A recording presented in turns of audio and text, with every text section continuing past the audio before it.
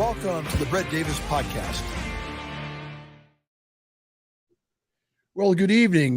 This is something that we're going to be doing regularly, God willing, hopefully. We're going to be doing the podcast at 7 p.m. on Mondays and Wednesdays to start to see how that works out. And because a lot of people can view across the eastern area of the country. And of course, people are getting done in the West Coast having dinner, or maybe they can listen while they're eating dinner. I'm Brett Davis, of course, and I'm on the Brett Davis podcast. And I'm very honored, of course, to finally have a chance. I've seen her videos and been watching what she's been doing for a while. Recently heard her on George Norrie, and just a phenomenal, amazing, I don't even know how to define what she does. Echo Bodine. Good evening. Well, good evening. You look great. I love that blue. Thank you, honey. Thank you. Very nice color. Thank you. And so, I hear the word, I see the word and feel the word, psychic, medium, healer, ghostbuster, of course, author, probably I would say teacher. What else did I leave out? I think you got it all. Baker, gardener, grandmother. I think that's it, honey. I think we covered every base possible. And they say cats have 9 lives. I know. So let me ask you this. How long have you had this ability? Is it something you always knew that you had, or did something happen to bring it out? Honey, here's what happened. This was back in 1965, and my family, we were all sitting around the dinner table. We had finished eating, and one of my brothers, who was learning how to play the drums, he got up to go downstairs and practice on his drums. And he sounded, a little rough. And all of a sudden, this really nice drumming music came from the den where his drum set was. And we all just stopped talking and looked at our dad. And Dad said, I don't know, it must be the record I bought him. And we just sat there listening to this music. It was really nice drumming music. And it wasn't that long, but my brother came running up the stairs. He was really upset. And he said, did you hear it? Did you hear it? Did you hear it? And we said, yeah, what was it? And he said, a white figure floated through the door across the room, put its hands on top of my brother's hands, and played that music. And he said, I tried to drop my sticks and I couldn't. I had my eyes closed and I could still see him. He said, and then he floated back across the room and out the door. And he was really upset. He said, I'm never going to play my drums again. I'm never going into the den again. And we all just like, what just happened? And my mom, okay, so this was 1965. So back then, to find a psychic, you had to know somebody who had been to a psychic. It wasn't like it is today where you can pick up a newspaper and find an ad. And one of the women in my mom's prayer group had mentioned that she had been to a psychic. So Mom called her and said, could I have the number of that psychic? We just had a really weird experience. And Mom called the psychic. Her name was Eve Olson. And she said, hello, Mrs. Olson, my name is May Bodine, and we just had this really weird experience. Mrs. Olson says, yes, Mrs. Bodine, I've been expecting your phone call. And she said, I need to see you and your oldest daughter for a psychic reading. And she said, this happened for an important reason. And my mom just was kind of, she said, your son just met his guardian angel, Dr. Fitzgerald. And when he was living on Earth, he was a drummer, among many other things. And she said, this happened for a reason. And that's when she said, I need to see you and your oldest daughter. So Mom said, I'll get back to you on that, because she was kind of freaked out. And she told all of us kids I have 2 brothers and a sister, and my dad was there. And she told all of us what Mrs. Olson said. And we were all just absolutely freaked out. I mean, that didn't bring any peace of mind to us to know that this was a drummer named Dr. Fitzgerald. What? And Mom and I were curious enough to know, okay, why does she want to see us for a psychic reading? So mom did call her back the next day and set up an appointment. And oh, Brett, you should have seen us driving over to this lady's house. We were absolute nervous wrecks. I mean, we we didn't know what psychics could do, or it was just such a scary experience. And we got there, and she was just the sweetest little lady from England. And first, she gave my mom a reading and told her that she would be a well-known psychic someday, that my brother Michael would be a well-known psychic, and that he would write books and be on radio and TV. And she said that my sister Nikki would come into her gifts in her mid 40s. And then I went in for my session, and she told me that I was born with all four of the psychic abilities, with a gift of healing. And she said a teacher would come along in the next few weeks, and she would teach my mom and I how to develop our psychic abilities. And she said I will be a famous psychic someday. I'll write books, be on radio and TV. And I said to her, okay, two things.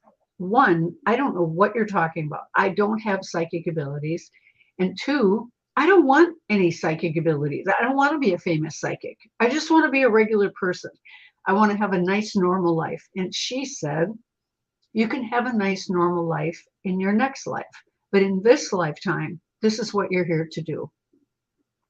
And it was about 2 weeks after that reading that we got a phone call from a spiritualist minister in Minnesota named Bertie Torgeson. And she said that her spirit guides gave her the names of 8 different people, and that she is supposed to teach us how to develop our psychic abilities. And my name and my mom's name was on the list. So she gave us her address, and we went the first night just because we thought this was absolute craziness, and we just wanted to see what it was. And you know what, Brett, when she explained what psychic abilities were, I I was like, well, yeah, I do that stuff, but doesn't everybody do that? Doesn't everybody get pictures in their head that later come true? Doesn't everybody get words in their head that later come true? And she said, no, not everybody has this. So, I mean, that's how it all got started, honey. And we went every Thursday night and slowly developed our abilities. We went every week for at least a year to develop our abilities. And I was, I was the one in class that was so resistant because it scared me. I, I, I, I, the whole thing just scared me. And I, I just didn't buy everything that my teacher said. She started talking about reincarnation. I'm like, reincarnation, for God's sakes. I'm a Presbyterian. We don't talk like this. Honey, I just didn't understand any of what was happening, but it happened. And here we are 54 years later, and still doing this work. So there's the story. A lot of people fear what they don't know, and they fear truth. Yep. Mm-hmm. I would think, and you can correct me if I'm wrong, you probably find how people find their peace with whatever it is they're not having peace with. Yeah. Mm-hmm. Mm-hmm. Now, the other thing is, I mean, we were all raised a certain way, and we have certain beliefs based on the churches we went to, what we learned from our families. Yep. I know there's always, in everything in life, there's always skeptics, of course. Yes. Yes. But have you ever heard, well, are you doing this in God's name, or you're going against what the church says? I mean, have you ever had skeptics like that? Oh, honey. Oh, my God. I can't even name how many. There's been so many people over the years. And you know what? They bothered my mom a lot more than my brother and I, because she was raised Catholic, and she was always really struggling with having psychic abilities. And I mean, we had people, oh my God, it's just some people are just so rude. And um, it, I, I just had somebody last week um, after the George Norrie thing interview. Some guy is trying to save me, get me to accept Jesus as my savior and whatever, because of the things that I talked about in that interview. So yeah, honey, I mean, it seems to just come with the territory of if you say you're a psychic, then you're going to be attacked, I guess, for mm, going against the Bible, going against religion. How dare you say you can do these things? You know, honey, even with the gift of healing, uh, amazing healing energy has come through these hands, and I've seen amazing, I'm going to say miracles take place. And people tell me, um, well, they tell me the healing energy stopped when Jesus died. And so your hands, that heat that comes out of your hands, that's just stuff that you make up. I mean, people are, they don't know. They are, I guess what I'll say is they're completely buying everything that their religion has said to them. And they're scared to death to go outside the lines. Yeah. Well, apparently you believe in Jesus because I look behind the back of your shoulder and there's a Yeah. picture of Jesus hanging there. I adore the guy. Yeah. Right. So I mean, but everybody's just so set on their ways with what they know. But so what is the one thing about what you do that you like? Oh, that's a good question. You know, honey, the thing I like the most is teaching people about their intuition because I think intuition, you know what, Brett, I've come to believe that our intuition is the voice of God within all of us. And so that's what I love is to teach people that. Um, because if they're listening to their intuition, oh my God, they've got it made. They're going to get the guidance, exact guidance they need. They don't have to go to psychics. And, you know, I'm not putting psychics down because we are gifted people. But the truth is, people have everything that they need within them. And so my whole deal is now is I do teach psychic development classes. I teach classes on studying the life of Jesus. Um, and I teach how to live intuitively. And that's really what gives me the most joy. It's like very hard probably for people to um, go with what they feel because most people have to see or touch Yeah, something to believe it. that's the biggest issue, honey. And you know, the other thing about intuition, I tell you, you know, but like, here's an example. Um, my son and I had this conversation recently. We were talking about why do people argue with intuition? So he was telling me about this one morning. He was walking out the door to go to his job, and his intuition, he said, my intuition was so strong. Grab a sweater, or no, grab a sweatshirt. And he said, I stood there and argued with it. Why do I need a sweatshirt? I'm going to be working indoors all day. I'll be fine. Sweatshirt. I don't need a sweatshirt. I'm fine. And so he went to these people's house, and he said the air conditioning was so cold in that house. He wished he had brought a sweatshirt. Okay. So that's what we were talking about is, you know, the thing about intuition is when it gives you some guidance, like take a sweatshirt, it doesn't say why. And that's what trips people up is I think if we knew why it's telling us to do certain things, we would trust it more. But it's kind of like blind faith. It's like, oh, okay, I was guided to get a sweatshirt, so I'm going to go grab a sweatshirt. And yet, I mean, God, when I talk to my students, you know, I hear more of, oh, I knew that was going to happen, but I didn't trust it. I hear that so much more than when they actually trusted it. So it's all about learning to trust when, like you just said, when we can't see it, and we can't touch it, and we can't explain it. It's just a knowing inside, and it doesn't make any sense to anybody. Yeah. We have a former law enforcement person, David, who says, "I always trusted my intuition. It would surprise me how often it was dead on, Yeah. Yeah. predicting a shooting, as etc." Yeah. A lot of law enforcement people seem to have that intuition, don't they? Oh, David, Maybe not enough. honey, yeah, that's true. I feel bad for the policemen that don't trust their gut, because I mean it's more helpful than anything they've read in a manual for sure. And I've often thought, oh, I would love to go and teach police about it. So my hat is off to you, David, for trusting your intuition. With your abilities, I have met some people in the past that actually have worked with law enforcement on certain cases. Yeah. Has that ever happened where they've reached out to you and maybe have asked you for advice? Yes, honey, it has. It's happened 3 different times, and um, it's hard because when they come to you with a case, oftentimes it's a missing child, or nowadays it's a missing elderly person who has walked away from the nursing home and we can't find him anywhere. And um, yes, I have worked with 3 different police departments, and it's hard work. I mean, you have to not care what you see.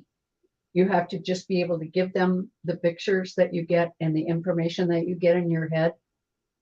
But, like one policeman said to me, he said, okay, Echo, if you've got the address of where the body is, then call me. But don't say, oh, I see a picture of a tree and it's by a river, and then I see some railroad tracks. He said, no, I need specifics. And that's what a big problem is, honey, is coming up with those specific clues to help them find those missing people or pets. Yeah. I Yeah. would. So, how did some of those cases work out? Were you able to put some pieces of the puzzles together for those cases, or Oh, honey. Okay, so here's one that this was very interesting. This woman and her daughter were kidnapped at the grocery store when they came out of the grocery store. And they had the little neighbor boy, the 5-year-old neighbor boy with them. So he was kidnapped also. Okay. So police called, asked me if I'd work on it. I went down there to the station. And so I just sat there. They gave me clothing. They gave me maps. I think that's all I had. And so I just closed my eyes, and I'm holding, the fabric, and okay, yep, okay, I see that they were here. And so we would put a little tack on, oh, here, okay. Oh, but wait, no, now they're over here. Oh, what? Okay, they went over here. What? Now they're down here? Okay. So then I would see a picture. I saw the picture of the little boy, and I saw a man pick up a rock and hit this little boy on the back of the head because the little boy was crying all the time. And okay, so make a long story short, I did this for at least an hour, just bringing through pictures. And um, it was about 2 months later. I think it was about 2 months later. It was in July, and I had surgery that day. And my roommate in the hospital told me that I woke up at 2 o'clock in the afternoon and told her that this woman and her daughter were going to escape. Well, I didn't remember any of that. But at 6 o'clock, on the 6 o'clock news, they said this woman and her daughter had escaped. And so then when I saw the policeman later on, he said, Echo, we went back over your God, we recorded it back then on a cassette. And he said, we went back over it, and all the clues were there, but they weren't in the right order. And so that's why we couldn't find her. Plus, he kept moving through the 5-state area. And that's what I kept seeing was, oh, wait, now they're in Wisconsin. No, wait a minute. Now they're in Iowa. What? Wait, no. Now they're in North Dakota. What? I mean, that's what happened, honey, was I saw all the different places that they went, and I could not, we just couldn't put the pieces together. So that's why it can become very frustrating to try to work with the police and try to get very specific information. Echo, this is Sarah. Hi, Sarah. Hi. What happened to the little boy? Well, the kidnapper picked up a rock and hit him on the back of the head and killed him. Wow. Yeah. So what you saw did happen. Yeah, it did happen, honey. Mm-hmm. How real quick, let me ask her, so I'll forget. Okay. How draining is it when you go into a state like that? When you go into a visual or you feel something, does it rob you a little bit of your energy? Yeah, honey, it can. And the thing that was really draining about it, and this is again way back when I was learning how to do everything, was I kept dreaming about her. Or I would wake up in the middle of the night and I would hear this woman's voice praying. She was a minister's wife. And I would wake up in the middle of the night and I'd hear her daughter crying, or I'd hear her praying. And I could not shake it. I tried to keep myself shut down psychically. Nope. It was almost like once I connected with that, I couldn't stop it. I couldn't make it stop. So it was really nice when they escaped because it all stopped in my head. We actually, there's a question here for you by from Art Silva. He says, do you have any insight on numerology? And he sees 911 always, like license plates, clock, the time, pumping gas, etc. What do you know what that means? Well, honey, I don't know what 911 means, but I do believe in numerology and I believe in astrology.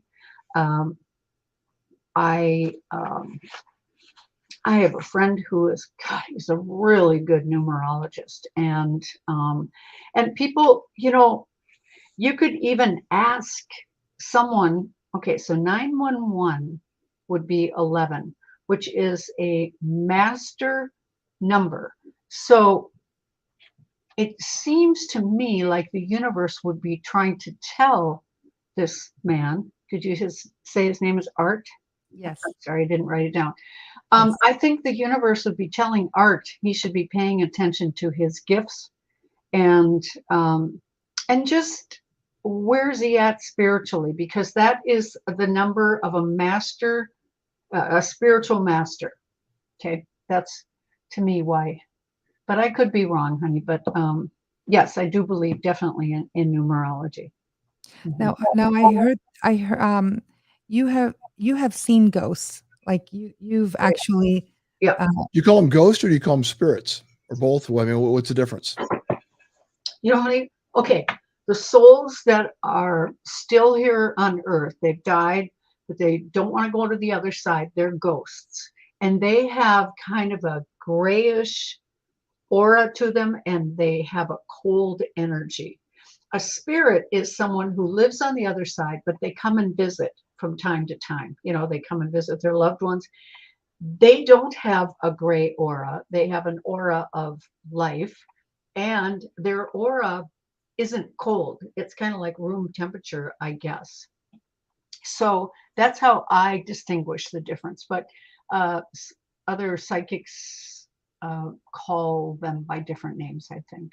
That makes sense. I mean, I've never heard that definition. It's such a simple thing, but you just clarified, Yeah. Interesting. How many people that you work with I mean, it's really hard. Is there a high percentage of individuals that have lost loved ones that you work with, or pets? What seems to be the percentages more of? Honey, I would say 98%. That seems to be when people lose a loved one or a loved pet. That's what gets them on their spiritual journey. really. More pets or more people? The same, same 'Cause number. I know some people that love their pets more than they love the Oh, people in yeah, their and lives. people honestly, people come in to the classes and they're like, "Well, I can't really believe I'm here, but I wanna understand where my loved one is, what they're doing, are they okay?" And honestly, honey, I really have to say 98% of the people that I have met, the students over the years, um, this is what brings them to my doors is the loss of someone that they loved. Mhm. Yep. So pets do have souls. They have spirit. Oh, they sure do. Yes, they They do. I see, I've heard people say that they're just animals and they really don't. Don't believe it. I've never felt that because all the pets I've had have always been very healing, the Yeah, ones that I've known. absolutely. Your pets are, I don't know if a mosquito has a soul. I kind of doubt it, but what do I know? But um, cats and dogs and bunnies and, hamsters, well, hamster, yeah, again, um, they've they've all got souls. Yes, and they all go on to the other side, and we reunite with our pets when we get over there. It's really sweet. Can pets be angelic?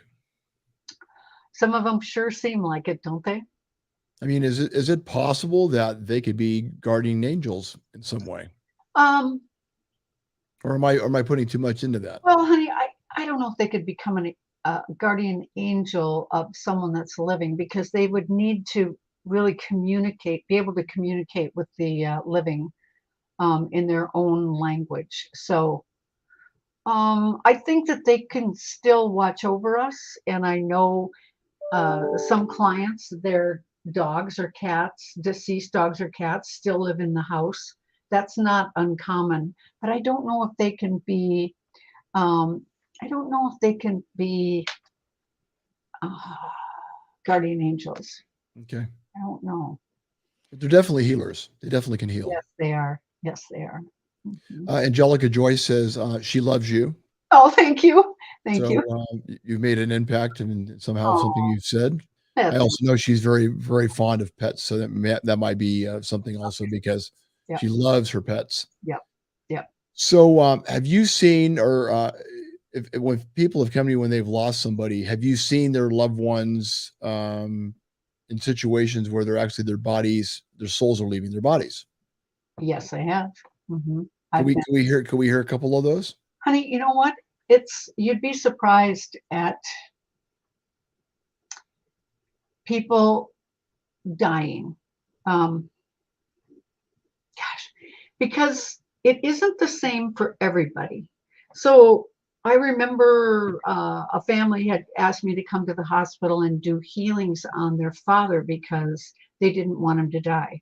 So when I got to the hospital that day, I walked in and there was his body laying in the bed, but there was his soul in the corner of the room, and his soul was standing there with his deceased mom and dad, the soul's deceased mom and dad. So they were all three standing in the corner of the room, and here's his body over here. And they want me to channel healing to him to keep him alive. And so I do mental telepathy. I just send the thought to the soul, and I just said, okay, what's going on here? And the father, the man, he said that he was going to die that day. And I said, okay, is there anything that I can do for you? And he said, no, I just need the triangle. And so I said, okay, what does that mean? And he wouldn't answer me. All right. So all throughout the day, he stayed in the corner of the room, the soul, the man that was dying. And you can tell when the soul is out of the body because the body almost appears like it's deceased, but it's still breathing. The breathing is really shallow and there's no sound, they're not moaning or anything. That indicates that the soul is out of the body. And then if he were to go back into his body, which he didn't that day, but if he were to go back into his body, then his body would have started to move around. He would have made sound and not necessarily open his eyes and talk. But when the soul goes back into the body, it's like, okay, let me say it a different way. When the soul comes out of the body, it's like we just took the battery out of the body. And so the body just lays there like an empty shell. And then when the soul comes back into the body, oh, the body gets energized. So I've seen that where the soul, he kept saying throughout the day, I kept saying, John, can you tell me what the triangle is? Can I help you in some way? No. That's all he'd say. Okay. Well, that night, it was 8 o'clock that night, and we were all in the room. His steps, I can't remember all the family, honey, but there were like maybe 6 or 7 of us in the room. One guy said he was going to go put oil in his car. Another guy was going to go out and have a cigarette. One of the women said she was going to go down and get a Coke. Somebody else, let's see, I think I went to the bathroom. And when we all came back together, the man's wife, daughter, and granddaughter were the only ones in the room, and that's when he died. So it ended up being a triangle. Granddaughter standing at the end of the bed, the wife, the daughter, okay? And so, because really, we all came back in at the same time, and they said, he just died. And so then it hit me, oh my God, it was a triangle. That's all he was waiting for. He just wanted those 3 in the room when he died. Okay. Then there's other times where I've seen a person dying and they die. No, the soul leaves the body and heads on to the other side while the body is still alive. And that happened with my dad when, Oh my gosh. when my dad was dying.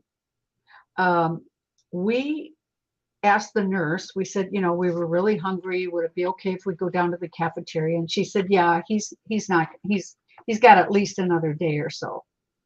Okay. So we went down to the cafeteria. We came back up and I walked in the room and I said to my sister, okay, something's missing from this room. What is it? And I said, are all the same machines on? Yep, all the same machines were on.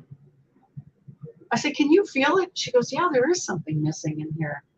Well, so what I did was I opened up psychically, and there was my dad, and he was going up to the white light with my grandma. She had come to get him. And I said, Dad? And he said, strong heart will die tomorrow. I'm leaving now. And poof, up they went. So, honey, sometimes they leave before the body has even died. Mm-hmm. And sometimes, So the body was still breathing, alive. showing Still that alive. Yep. And I've then, also, I think Sarah had a question. okay. Your question? No, go ahead. Finish what No, you have to say. go ahead. So I think I heard this on one of your interviews in the past. Sometimes before somebody's violently killed, the soul leaves the body. Is that true? Yes. Yes. Even, honey, even if it's a car accident, or let's say you're in an airplane and the airplane's going down, the soul comes out of the body before impact even takes place. Oh my So gosh. the reason for that is that when the soul is out of the body doesn't feel pain. The body feels pain when the soul comes back into the body. So soul comes out, okay, have the crash or whatever it is, and think about all the times that we've heard people who were in crashes, and we say, were you conscious of everything? Nope, they don't remember a thing. And that's because the soul was out of the body when impact took place. That's right. I've never really heard anybody say, "Oh my gosh, yeah, I hit the ground and it hurt." Exactly, honey. I've Exactly. never heard anybody ever say that. Yep. Um, wow, that's almost and it's almost comforting Yes. because, um, yeah, Yes. it's almost comforting because you think about, maybe the people that were in 9/11 that Yes. were, jumped Yes. out of the buildings, and I always have this gut ache every time I think, "Oh my gosh, they must have, they had to jump out and it must have hurt," but for you to say that, my gosh, it's so comforting to know that they're not feeling that pain. No. And this is everybody. This is if That's you're in right. a plane crash, so everybody on that plane. Yeah. Mm, wow. Yeah, honey. And you know what else? I mean, I've thought about that a lot, 9/11, and I wonder if people didn't leave their body before the airplane even hit the building. That's what I wonder. Is because the souls knew that day that they were going to die that day. Okay, they had that much information. The conscious mind didn't know it, but the mind of the soul, which is the subconscious mind, that knew that that was the day they were going to graduate. That's what souls call death, is graduation. And so I would guess they left the building before the impact of those airplanes even happened. What about the terrorists that hijacked that plane? What are your thoughts on that? I mean, Yep, they went on to the other side too, honey. Yeah, the souls. so when you say the other side, you don't really believe in a heaven and a hell. I believe in heaven very strongly, and I do not believe in a hell. No. Okay. Yeah. Well, hell is supposed to be scary, right? Because you don't do bad things because you're gonna go to hell, right? I Yeah. mean, you're told that over and over growing up, Yeah. and, What's that painting of hell? The real famous one? Dante's, Dante's Oh, Inferno? yeah. Inferno. Yeah. No, you know what? The guides, the angels that I've worked with over the years have all said there is no such place as hell. God would never create a place like that for any of us to go to. But there are places on the other side where, uh, This is gonna get good, I can feel it. okay, believe it or not, one of the angels told me that there's a community in heaven that would be like a hell. And she said, but God did not create that place. We created that place out of our own thoughts. So many, so many people, if you've seen the new book, the number one reason why souls choose to stay earthbound is that they're afraid they're going to get sent to hell. Okay. And so many of these souls, these ghosts that we've ghost busted, and it's more like ghost counseling than ghost busting, really. I mean, how can you bust a ghost? What can you do? Send them to the corner. I mean, so it's more like just finding out, okay, why are you here? Why don't you go to the other side? And then just talking to them. Well, so many of them say, I just know if I go over there, God's going to send me to hell. I did bad things when I was alive. All right. So they have a very strong belief in hell. And the angels said that humankind has actually created this place on the other side because we have such a strong belief. We almost have a stronger belief in hell than we do in heaven. How interesting. Why is that? Honey, I don't know. I've never even thought about that before. It's probably very true. Yeah, well, where do evil people go? I mean, Yeah, but why would people have more faith and belief in a hell than a heaven? Honey, I think it's because religion pounds it into our head that we better be good, and so it doesn't tell us what exactly are the parameters of being good. I mean, what does that all include? And so I think for all of us, whenever we do anything that we think, I think that's kind of bad that I did that, right away that person's going to think, oh my God, I'm going to go to hell. Okay. It's just ingrained in us that we're going to be punished. We're going to go to a place of burning hell. But I mean, Brett, think about it. How long can you burn in a place? I mean, what? I guess it depends on how many carbs you've been eating lately, but Exactly. I probably would burn a long time based on the way I've been eating lately. I But know the so way it sounds. Yeah, I know. no, but the thing is, and here's the other thing. I've heard the statistics in different newspapers and on the internet that this society at this time in our country has no faith at all whatsoever. There's a lot of people that have no faith in anything other than things like what you said. You can see, you can touch, you could Google. Yeah. The computer, in a lot of ways, and the iPhone has become their god, Yes. Yes. I right? agree. Yeah, I have a Because they think very good because friend who's a retired Lutheran pastor, and he said nobody under 35 years old right now are going to church because they don't believe in it. They're tired of the old religious stuff, so they're not going to church. Yeah. And he said that's why so many churches are closing around the world because people are fed up with the old religious stuff.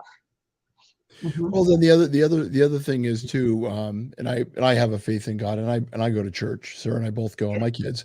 Mhm. But there's been some scrutiny with a lot of the churches too, Yep. and things Yeah. have come out that, in a way, has kind of tarnished their images because they were the go-to facilities that where families would go for all the problems that they had. Yes. And then when they found out that these things were going on, and you know what I'm talking about without going into too much detail, Yes. there's been a lot of churches that have been sued for these types of things, Yep. and I don't think it's really helped their trying to expand their churches. No, it hasn't.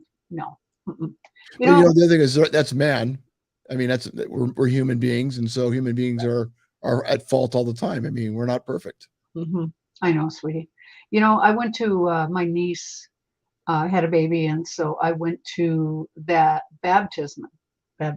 Okay, and this guy, I almost crawled out of my chair and went up and punched him. I mean, Oh, okay, I know. Okay, so he doesn't holds sound up, like something you would do. You don't seem that type. honey, only in my mind, only in my mind. Oh, okay, okay. And so and it was funny because my brother, he was sitting two people down from me, and we think alike, and he's looking at me, he goes, calm down. I'm like, I don't want to. But this guy, okay, so he holds up my little baby grandniece. She's like, what, 6 months old, just adorable. He holds her up and he says to the audience, I know she looks like a beautiful baby, but this child is a sinner, right? That's when I almost went up and punched the guy because that's a terrible thing to say. That's a terrible thing to say. That is. I guess everybody probably got out of the church really quick after that, after it ended, right? No, I said to the kid whose church this was, I afterwards I said, Are you serious? Do you guys really believe this? And he goes, well, yeah, of course we're all sinners. And I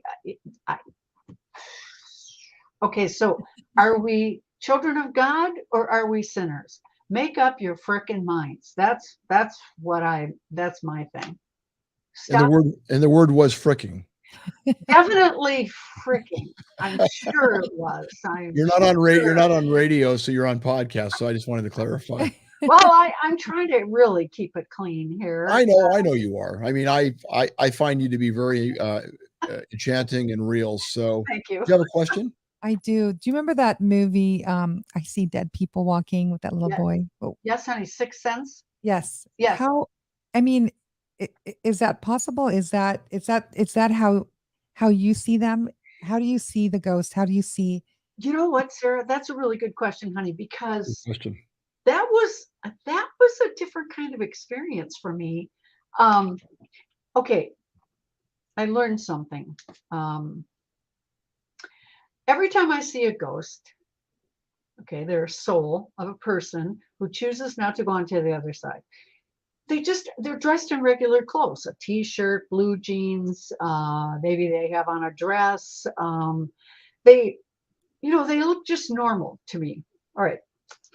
One time I met a ghost who had on a military uniform, and he had a big hole blown right through the middle of him, and it was all bloody. And I remember just being shocked because I had never seen anything like that. And well, this was the one ghost I met that would not accept that he was dead. He believed he was still alive. And so, again, with the help of my spirit guides, I said to them, "Oh my God, why does he look like that?" And they said, "He doesn't believe he's dead. So you're going to have to convince him that he's dead." And uh, okay. And so, okay, this is like 1992. So I said to this ghost, "What's your name?" "Kenneth." I said, "Kenneth, what year do you think this is?" And he said, it was 1968 or 9. I can't remember which one of the other. During Vietnam. Mm-hmm. And I said, "Okay, what is your last memory?" And he said, "I was in Vietnam." And he said, "And I came home, and this bitch is living in my house, and I just want her out of here." So I thought, what? What?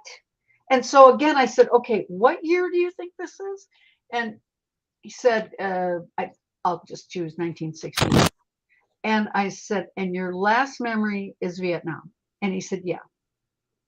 And so I said, "Kenneth, do you know that you're deceased?" And he came looming at me like he was going to, I don't know, choke me or something. I don't know. It scared the heck out of me, but he took off. He left the room. He was yelling, "I am not dead. I am not dead. I just want this bitch out of my house." And so I just sat there and I waited for him to come back. And he came back into the room, and I said, "Okay, Kenneth, just tell me everything that you can remember. Why are you in this house?" And he said that he used to live in that house. He went to Vietnam, and he said, and when he came home from Vietnam, this bitch, he kept calling her a bitch. He said, "This bitch is living in my house." And I said, "Kenneth, this is 1992. And he said, "No, it's not. I just came home from Vietnam." And so he was so insistent. And it took, honestly, this sounds ridiculous, but it took 4 hours that night to finally convince him that he was deceased. And let's talk you over to the other side. So then I realized that all those people in that movie, The Sixth Sense, they all looked awful. And it's like, wow, that's what a ghost looks like when they haven't accepted their death. They're stuck in time. Do you believe that some of them do look like that are stuck? Yeah, honey. Yeah. They're gray. I, She said they were gray. Well, I mean, if somebody's head got split open in a car accident, I mean, and you see them, is that the way you see them with their head split open? no, honey, that was the only ghost of all these ghosts. Oh, out of all of them. Okay. Yep, all of them. Yep, that was the only one. So the ones that are lingering here that no longer, they just don't want to go no matter what, even if you've had people that are mediums or people that are religious that have gone to bless the house. Yeah. Just these people are people burning sage, which they probably laugh at, by the way. I think I heard you say that. They do. And I can actually, and I've always believed that. Will you reiterate that? Which part? Because I went over the sage part. Because why don't we go over the whole thing? Because I don't think it's just a sage question. Well, because I burn sage all the time, thinking, okay, we'll get the spirits out of here. Because this is an old firehouse, and I was standing by the door one day. It was like 11 p.m. Who works that late? We do, And I see this door handle moving. I'm thinking it's Brett. And I'm going, okay, Brett's going to jump in. And I was with somebody. We were both looking at the door. Okay. And we're like, okay, Brett's going to jump out. And we're waiting about 5. So I'm going to say like maybe 30 seconds, 40 seconds. Oh, Yeah. he's not coming in. So I open the door and try to scare him. And the lights in the hall are turned off. And I'm like, okay, he's not here. So I called and he's on his way here to the Oh, office. He's still like maybe, 10 minutes away. yeah. So we got so freaked out. But Yeah. that Yeah. so then we started burning sage and we're like, okay, maybe this will help. But here's the thing, Echo, whatever it is, it doesn't come into our office. So Oh, I can interesting. be here until like 1, 2 in the morning and it's not scaring me, but I'm afraid to go out in the hall Yeah. and go to the bathroom. Yeah, honey, I understand. I do. Yes, believe me, I do. Okay, let me say this, that burning sage or Palo Santo or There's one that the people in the Middle East use. Do you know the name of that? It's purple. I no, forget the name of it. I don't know. They say it's very powerful, but go ahead, honey, finish what you're no. saying. Okay, I can't tell you how many ghosts have said to me, "Why does she burn that stuff all the time?" And I've said to the ghost, "Well, she's burning it to get you out of here." And they go, "Really? Oh, well, I just leave when she burns it because I'm sick of that smell. But then I come right back when she stops." So So the what smell keeps them away, but then they come back. yeah, but they come back. The thing about sage and all the other things is that it clears the energy of your fear and anything else that might be going on in there between you and Brett and other people. It clears our energy from the air, but it doesn't get rid of a ghost. They just take a quick little hiatus until the smell lightens Wh- up and then they come back. What about holy water? Same thing, honey. Mhm. Same Yeah. thing. Oh God, that was funny. Um, I I was at a lady's house. Oh my God, you guys. She must have had 30 angels and crucifixes in her living room. Oh, I thought you And meant real angels. no, honey, statues. I mean, big statues, little statues, crucifixes everywhere. And the ghost said to me, "What is all this?" And I said, "Well, she thinks that she's protecting herself from you." And he said, How?" And I said, "Well, these are religious things that people think that you're not going to be in their house." And he just started to laugh and said, "Well, that's just goofy." So, like somebody said to me, "Okay, so what if you got 100 crucifixes in your living room and your ghost is Jewish?" They're not gonna be afraid of anything. So, Oh my my aunt, gosh. my aunt Livy, what we were talking about you being on the show, she asked me to ask you, what about salt? Does salt work? it's the same thing, honey. It's the Okay. same thing as I I think mean, because we've heard other mediums say, if you use salt, it keeps them away or something like that, or from coming into your home if you put it around the house. I know, honey, a lot of psychics say that, and a I lot of think it's psychics is say, it the evil spirits?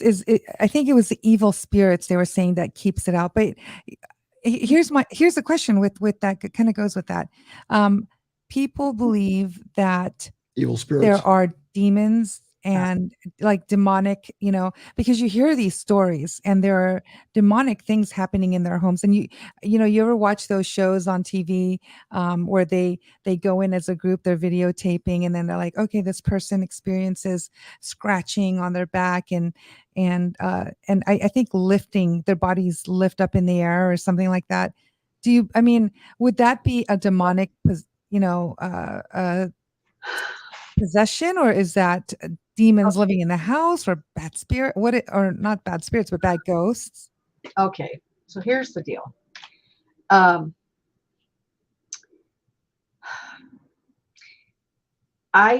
okay. So I've been doing this work for how many years? Forever, and I've never met a demon. I've met crabby ghosts, angry ghosts, mean ghosts. If you're mean in your life, then you're going to be mean in your death. If you're crabby all the time, you're going to be crabby when you're dead. It we okay. So the thing about demons and I know a lot of people believe in them and they're probably real. I just have never had the quote opportunity unquote of meeting one. Salt, you know, I put it on my apples. hey, I do too. um, but all any of us really have to do is, if we don't want people coming into our house, just ask your spirit guides, keep my house nice and clear, nice and protected. It's that simple. But I know that there's a lot of people out there that believe in demons and swear by them. Now, something else people need to know is that I remember my psychic teacher telling us, don't show fear when you see a ghost, because Yes. fear has a really strong energy. Think about fear, how Right. strong it is. Right. And so what they can do is they can breathe in that fear and they can become taller, bigger, and that gives them energy to do things like scratch people and move things in the room. They are taking energy from us to make these things happen.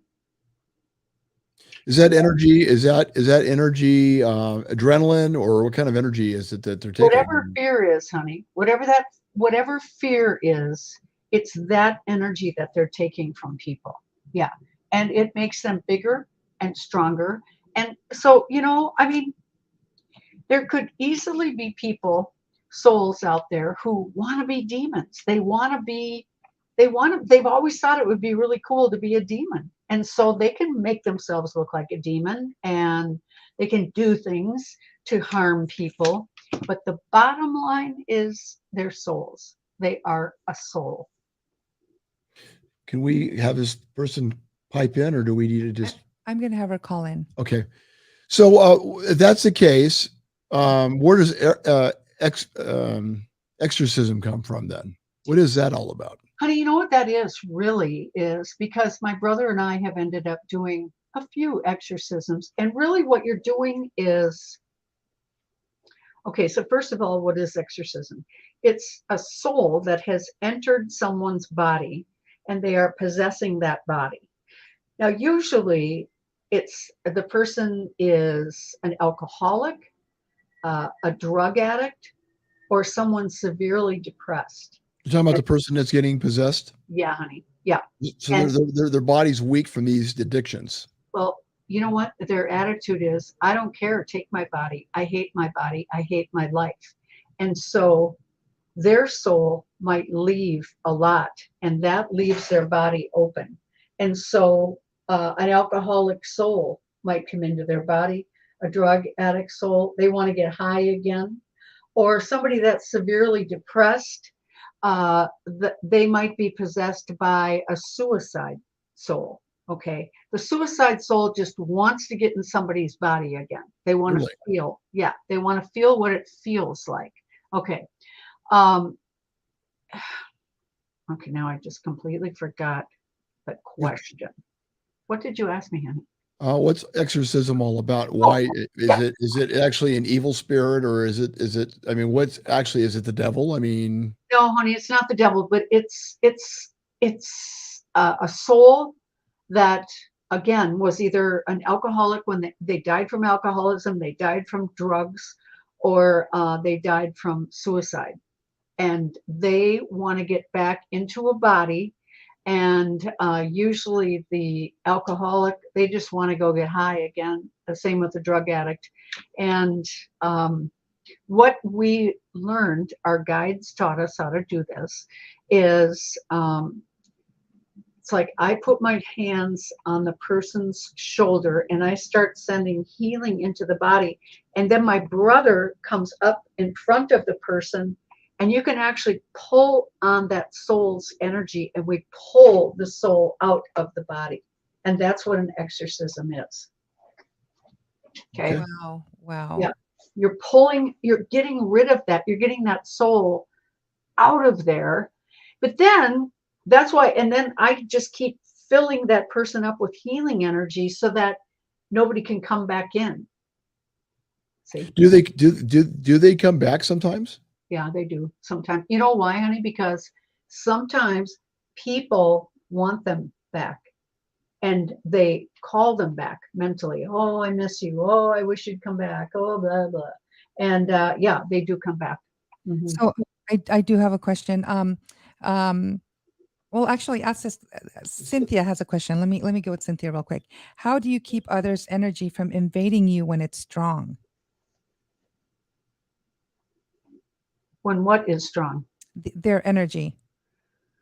Are we talking people that are spirits? Or are we talking people that are alive? I'm not sure, Cynthia. You asked the question, so this I have a is. feeling I'm just reading it. I think I haven't. I think she probably means how do you keep the energy from invading you when the entity is strong?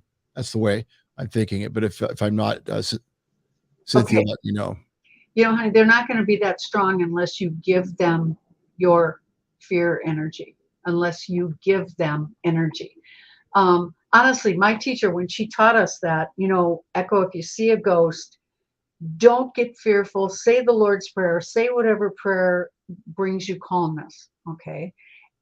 And I thought, when she said that, I thought, oh, she's just goofy. But I remember one night I was sitting at home, this was many years ago, and I saw a figure of a ghost, and it looked like it was in my living room. And I started to get really scared. And I was thinking, okay, what did the teacher say? Oh my God, what did she say? Okay, so as I'm sitting there being really afraid, I see this ghost getting bigger and bigger and bigger. And I thought, oh my God, okay, I'm supposed to say the Lord's Prayer. Okay, our Father, what, blah, blah, blah. And as I was saying the prayer, the ghost was shrinking back down to the size it actually was. So your friend, the lady who's asking this question, she has to realize that she is actually the one giving the ghost all of this energy. She needs to say some kind of prayer to help her feel protected. The other thing people can do, if they feel like a spirit is coming towards them, you know what, honey? All they have to do is cross something on their body. You can cross your arms, you can cross your legs. My teacher said nobody else can come into our body if we've got something on our body crossed. Wow. Yeah. Well, Interesting. what about wearing a cross? Well, again, sounds funny. If you've got a Jewish ghost, honey, they're not going to be too afraid of that. But So, in other words, I need to wear a Jewish star. I need to wear a cross. I need to cover all my bases. yes, there you go.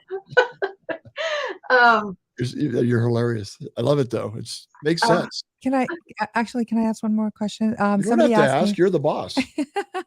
So this was from my mom, actually. Okay. I talked to her earlier and I told her Is that your you were mom going to right be there? on the Is that your show. mom pretending to be MM? No. I thought, Actually, is you know, MM going to call in? well, you know, okay, let me read this question. I asked to call in, but I'm not getting through. So the question is, are you able to look into my path and see if I will ever reunite with my ex of late?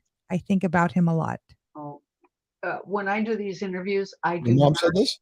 No, Yeah. not my mom. This is a person Oh, I on. was going to say, I didn't know your mom had an ex, and we never talked about this. Boy, the laundry's coming out now, isn't it? No, I'm Wait till I reading. see your mom. I'm reading it. I don't know who is, so I apologize, but Okay. I'm reading it. It's When kind of hard to do to kind of tell somebody something without really talking to them, isn't it? Or I mean, can Well, you get honey, these? normally, okay, if we weren't having an intellectual conversation, then I could open up psychically and I could give her the information. But when I do these interviews, I'm totally in my head trying to remember everything to say to you. And so I am not psychic. I don't open up when I'm doing interviews like this. Okay. So Okay. it's either one or the other.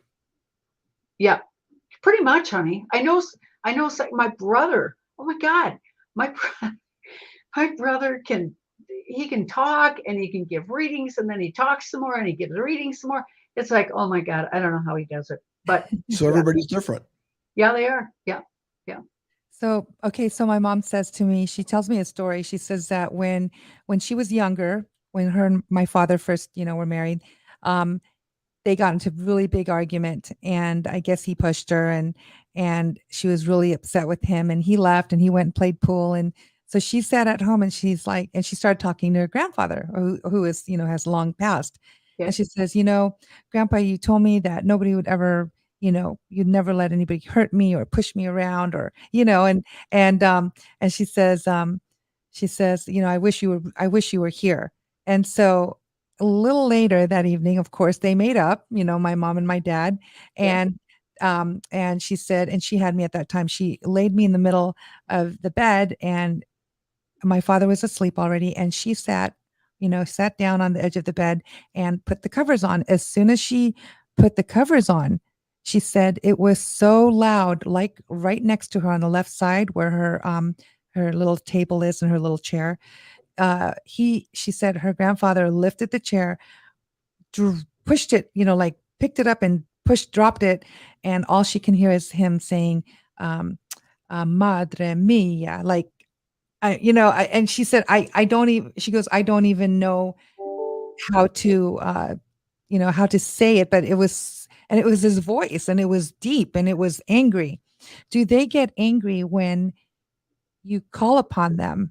And this is a grandfather that loved her, Honey, the thing that people need to realize is that when we go on to the other side, we start a new life. And so I remember one time I called on my grandma. I was in therapy, and I was talking to this therapist about all of this. And he said that none of it's real, and that I have to stop make believing everything. Okay. So I said to him, okay, well, I said, I can prove it to you. So I closed my eyes and I said, Grandma, will you please come? And so she came into the room, and she looked at me and she said, what do you want? And I said, I sent a thought to her, and I said, this guy doesn't believe in any of this. And she said, oh, really? And so she went over and she started playing with the back of his neck. And so pretty soon he's going like this and he's going like that.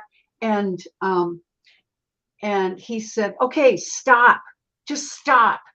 And so he got the message that it's real. But then my grandma, she said to me, honey, you can't just call me whenever you feel like it. I have a life going on.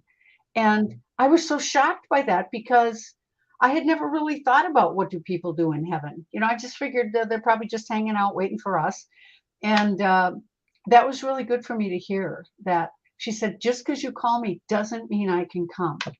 And so that night, your mom's request was strong enough so that her dad came to her, and he was able to show her that he was angry. And yes, our loved ones on the other side, they can get angry. They laugh. It's just like they're still here. Nothing really changes. I mean, they will continue to grow, maybe, but some souls in heaven are still very stuck, and they haven't changed a bit. So I'm sure that was a real experience. I'm sure he was really there, showing how upset he was that your dad had been physical with her. But that's the other thing that brought up another thought, honey, and that is that a lot of times living people will, say, Dad, will you come and make this person stop being mean to me or something? And, they don't have a body anymore. Souls weigh between 2 and 6 ounces. So think about that. That's how much they weigh. They don't have a physical body. They don't have vocal cords, so they can't talk to us out loud. They can't do things. They can show anger like your grandpa did, but so many people ask their deceased loved ones, oh, please help me pass this test. It's like, really? Okay, so your grandpa never took a class on statistics, but you want to know if he'll help you pass the statistics final? People, a big misconception is that people think that once you're dead, you know everything. And that's not true. No, honey, it's just not true. No. Well, I can cross that one off my list. That was one of the things I was looking forward to. Is that right? Knowing everything. That's a Well, lot. I mean, I think everything becomes absolute at that point. I thought, but I guess apparently you're saying I'm still in trouble. Yeah, honey, you can be very stuck and live on Wow, the other side wow. and be determined never to see anything different. Nope, I just want to see what I believe in. That's all. Yeah. How do you know how much a soul weighs? Yeah, Oh, that was the you next know what? question. Um, because they've done experiments where they weigh the body before death and then they weigh the body after death. And some people say the difference was 2 ounces. Other people that I've read about say it's 6 ounces. So it's somewhere between 2 and 6 ounces. Same, Wow. There was a German doctor or scientist that used to do these studies, wasn't he? Wasn't he from Germany? honey, I don't remember. I don't And remember. what and there was actual I think there was actual they had scales attached to the Yep, weight to the beds. yep, yep, yep. And that's how they found out. 2 inches. I mean, 2 ounces. Can you imagine? 2 ounces. That's But incredible. I our would definitely be soul, 6. our but our soul is just energy. So yeah, I guess 2 ounces. Wow. So out of all the movies that have been made, or if there are any movies out there, which one best would explain what you visualize and see? Or Uh, believe. have you seen that movie about the little boy named? Oh, his name starts with a C. Um, he was a little 6-year-old boy who went to heaven. He had a near-death experience, and Is then it a new movie? Colin. Could it be? What did you say, honey? What did you say, Sarah? Was this a new movie? Recent? No, Like honey. or maybe a couple years? It's probably God. It could even be 10 years old now. Oh, Well, it comes back, you can let us know and we'll put it out there. But that came pretty close to what you feel and see and made the most sense to you. Honey, when I read that book, oh, God, I was just shocked. It was like he explained, or he said in his book, his dad wrote the book, and it was just like exactly what I've seen on the other side. It was really cool. And but you know what? Recently, this was probably a year ago, I thought, I wonder how his life has turned out. And I went online, I Googled it, and he is now living in a, um, um, what do you say? Not in an asylum. oh my gosh. Yeah, I know. So, um, Maybe he couldn't maybe he couldn't handle, I know. right? I mean, think about it. They made this. First, they wrote the book. Then they made a movie. The movie was successful, and who knows? Maybe it just got to be too much for him to That's what deal it's with. that's what it sounds like. Yeah. So is there a devil? Well, you're gonna love this answer. I Okay. mean, I divorced her, so I mean that was my first time around Stop. when I got married. But I mean, I know they do exist in some form. But That's I so mean, messed up. no. But is there a real devil? You know what, honey? You know what I've been told by the angels? The real devil is mankind's will, our will, because we're so destructive and we're very self-destructive. So it isn't a devil that's coming in, causing our lives to be sabotaged, causing us to, all these bad things to happen. It's our will, what we think things should be like. It's us sabotaging us. Mhm. And we seem to be as humans very good at that. Yes, we are very good at that. Mhm. What's the way to turn that curb in that situation? What would you suggest for the self-destructive human that's out there? What will it take? Are we just so all damaged that we just can't get No, out we of that can heal. situation? Honey, we can heal. And here's something else the angels say, uh, like, especially with the new book, they say, tell people to heal their wounds and don't bring them home with them to heaven. And she says, Lily is the angel that works with me. And Lily says, heaven is full of wounded souls. And so to heal our wounds before we go back home, they call heaven home, before we go back home, so that when we get over there, we're not bringing all this garbage, this unresolved pain in us. You know, it's like resolve it while you're alive so that you're not going to take that pain with you home to the other side. Yeah. So we have to watch out for our patterns. We have to watch out for our self-destructive behavior, because it just kind of creeps in and we sabotage ourselves so many times. And again, people think, oh, the devil, you know, it's the devil, the devil. No, no, the angels say no. Mankind, humankind, doesn't need an outer influence. We do a good number on ourselves when it comes to negativity. Yeah. And we seem to have more, unless we're more aware of it, more depression and more types of things like anxiety and Yes. depression and dementia. Yeah. Is that part of the self-destructiveness that we're not able to heal, or is it a genetic factor based on the lifestyles that we live? I mean, what's the reason for there seems to be more individuals You know, having yeah. all these types of challenges? Well, you know, I guess there's not just one answer, but one of the answers that I've heard from the guides is that there's just a lot of emotional pain in the soul, and that we need to get that stuff healed. You know, yesterday, Brett, the coolest thought came into my head. This friend of mine called and said she said, I woke up today with free floating anxiety. So I said, okay, well, what triggered it? And she said, I don't know. And into my head came the words, name your anxiety and call its bluff. Wow. I know. Who would have Cool, huh? thought? Yeah, I because know. it takes you out of that destructive path and turns it. Yes.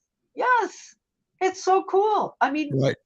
instead of just saying, oh, I don't know, I'm anxious. It's like, okay, what are you anxious about? What triggered it? I don't know. Okay. No, name it. What triggered that? And then call its bluff. Yeah. What a cool thing to hear. Very positive and very uplifting. I love it. Yep. You're an amazing person and individual, and I knew you would be great. I have one more question. I mean, you've been so gracious with your time, and we have gotten a lot of people that are watching. Good. So have you seen a spirit going to heaven, and have you seen angels? Oh gosh, yes. Oh my gosh. You So know there what? are angels. There's no devil, but there are angels. There's honest to God angels. Honest to God. I've seen so many of them. And you know what? I asked him one time, I said, okay, so now I said, our souls, we can fly, we can go wherever we want to go on the other side. And so why do you have wings and we don't have wings? I mean, do you need wings to fly? And she said, no, it just distinguishes us from the others. So from a regular, like you and I, if we pass away, we're not going to gather angel wings when we get there. But then we know who the angels are because they've got the wings. So are angels past individuals that were here on earth at one time and have become angels, or are they entities that God's created in some way? You know, honey, that's a good question. Now, the angels that I've talked to are angels that are from a higher realm in heaven, and they have not been human, but I have to say this as clearly as I can, but they can take on a human appearance and help people with certain things in their lives. And then usually what happens is they kind of disappear. Like you turn around and go, hey, what happened to Helen? And Helen's nowhere to be found. Okay. They can take on the appearance of being human for a short period of time just to help people get through rough times. Yeah. So do we have guardian angels? We do. We do. But they come back and forth. They're not with us all the time. Yep, that's right. They don't. We have guardian angels and we have spirit guides, and they are friends of our soul. And so at night, when our body is sleeping, our soul will come out of the body and talk to our guides, talk to our guardian angels. It's they have the guides in our souls have a really nice bond, a really nice friendship with each other. It's really sweet. And, you know, oftentimes, you know, we might go to bed and we're working on a problem and we wake up in the morning and, oh gosh, there's the solution. Okay. We were talking to somebody, maybe an angel or a spirit guide. Maybe we were talking to God in the middle of the night and we got the answers that we needed. So, yeah, but they, you know, honey, they don't live with us. They don't watch us when we're in the shower. They don't care about intimate times. None of that matters to them. They just, you know what? They can sense when we need them. And that's when they come. I believe that. Good. I've actually have experienced an angel, and I cannot, and I tell Brett all the time, the peace that I felt when I saw the angel, the Yep. peace, and it's so overwhelming. It was like I can't even describe the peace. It was just, you're going with your day, you've got all this anxiety. I was so sad. I was crying, all these emotions. Soon as I saw the angel, it was like everything was gone. It was just peace. I don't even, and that's the best way to describe it. There was no, nothing negative. It was just peace. I know, honey. It feels so nice when they So come. so Yeah. amazing. Yeah. So I had heard a story, and maybe you can confirm for people that haven't heard this story, that you were in a room where there was somebody that was passing Uh-huh. and you saw angels in the room. Oh, yes. Could you tell that story? That was so cool. Okay. So actually, you know what, honey? It was the same guy that I told you about earlier that was standing over in the corner of the room with his deceased parents. Okay. So when John died, his soul went up with his parents. And then all of a sudden, into the room comes, let's see, I think there were 7 or 8 of us in the room. And into the room comes 8 angels. And so, again, I talked to them mental telepathy. So I said to one of the angels, I said, you guys, he just died. He's on his way up. And they said, no, we are here for the family. We always come for the families. And we stay with them until they've called a funeral home, until they've made arrangements, until the people do whatever they need to do before they leave the hospital or hospice. And then once they feel a calmness, that's when we move on. So that's what she said, that we come for the living every time someone dies. So this was a female angel? Yeah, honey, but yeah, she was the one that was talking to me, but there were 8. And there was one angel for each person in the room. Did you hear them talking, or just this one angel? Just the one angel. Yeah. And But each one of them, they just went right to the person and they put their hands on their shoulders just to bring a calming energy to the living. And then when this certain feeling had taken place, that's when they went back to the other side. It was really cool. That is cool. Uh-huh. Have you ever talked to, I'm sure all your friends know, what you do, everything, they know all about you. So have you ever had a friend pass away and look at you and say, hey, Yes, can you see me? yes. Honestly, oh, you guys, you got to hear this story. Okay.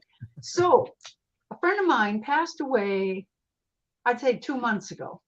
And it was just such a shock to all of us because it was just boom, she's dead.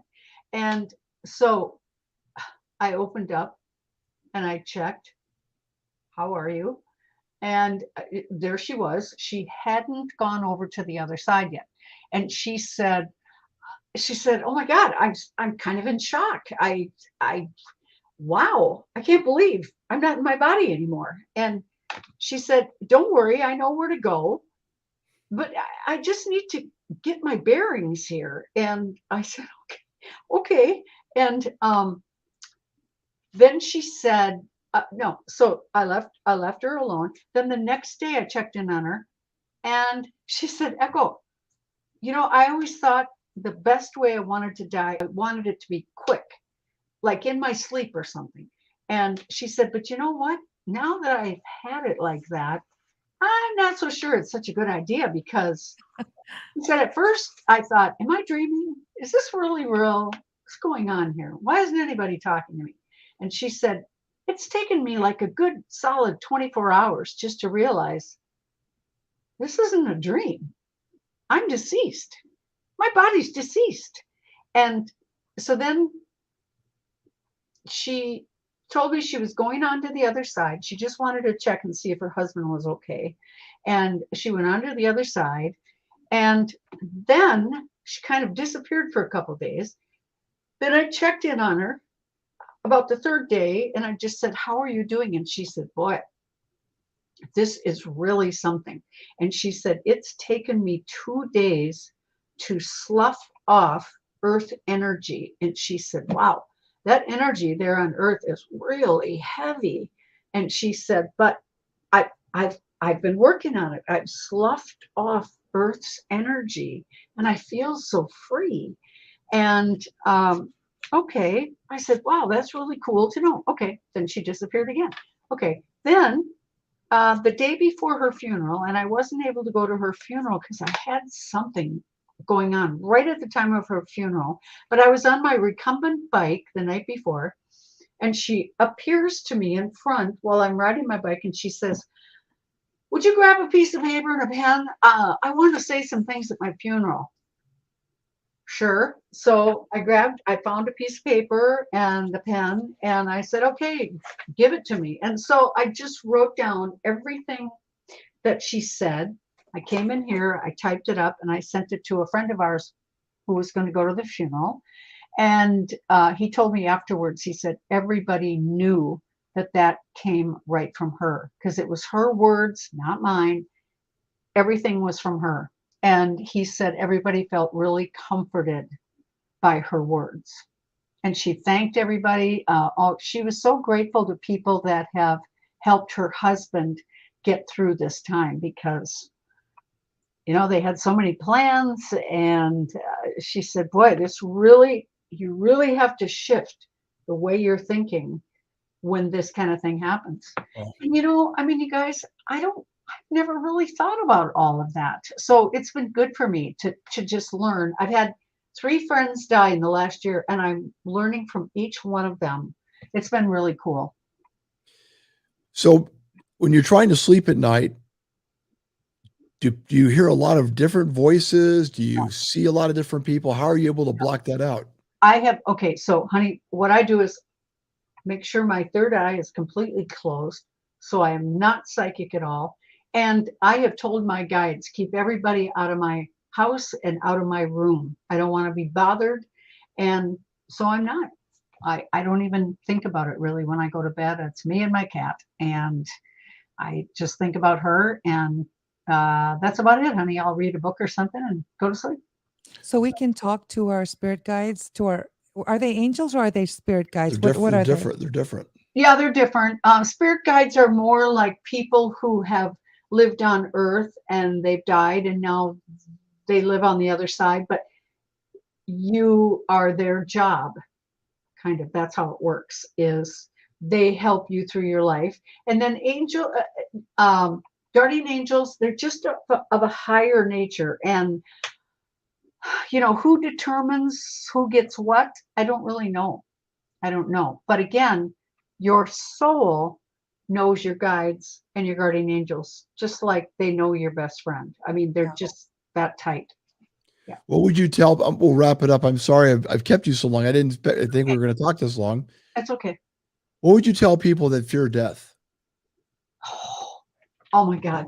Okay, first of all, it's going to be the easiest thing they've ever done, because all you're going to do is you're just going to come out of your body.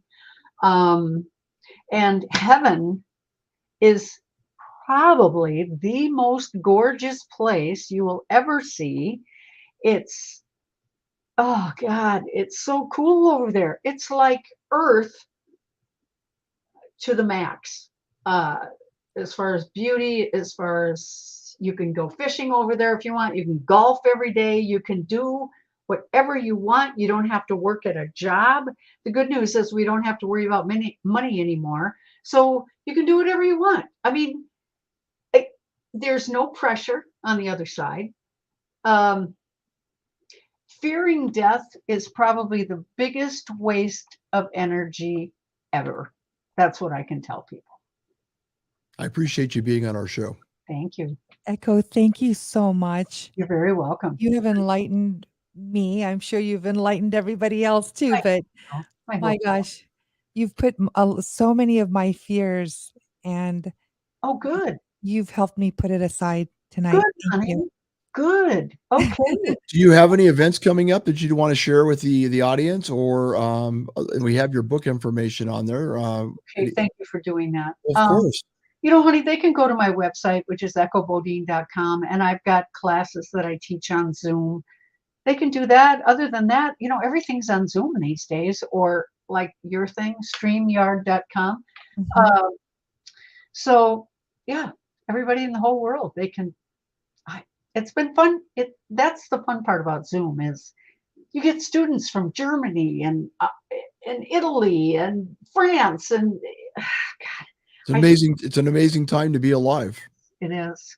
It really is. Thank you for bringing lives together and helping heal people. And You're I welcome. look forward to meeting you in person sometime. And Thank you. love to have you come back. If you'd ever want to come back, you did a great job. If you never want to come back, that's funny. Um, Is that a Freudian slip? yeah. Echo Bodine, everybody. If you need any types of healing in your life, Oh, present. Oh, go yes. ahead. Go ahead. Healing. Honey, I have a program called the Healing Helper, no, Healing Pen Pal program. And I've got 74 healers in the program. So the way this works is if people have a need, a healing need, they can send it to bodine.echo@gmail, and they tell me what's wrong, their name, the city and state that they live in. Then I assign a healer for them that sends absentee healing every day for 14 days, and the service is free. Wow.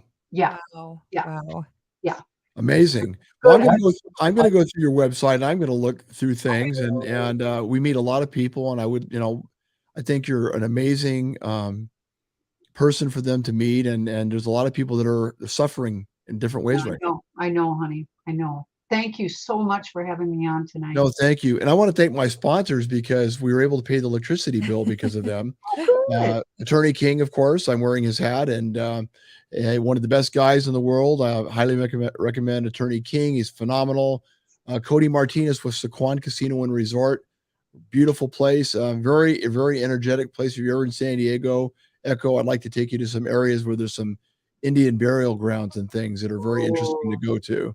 Oh, wouldn't that be something? Native Americans are fascinating people. Yes, they And are. of course, I'd like to thank Marina Teal with IB Fitness and Bona Fiqueta, the garage in Coronado, California.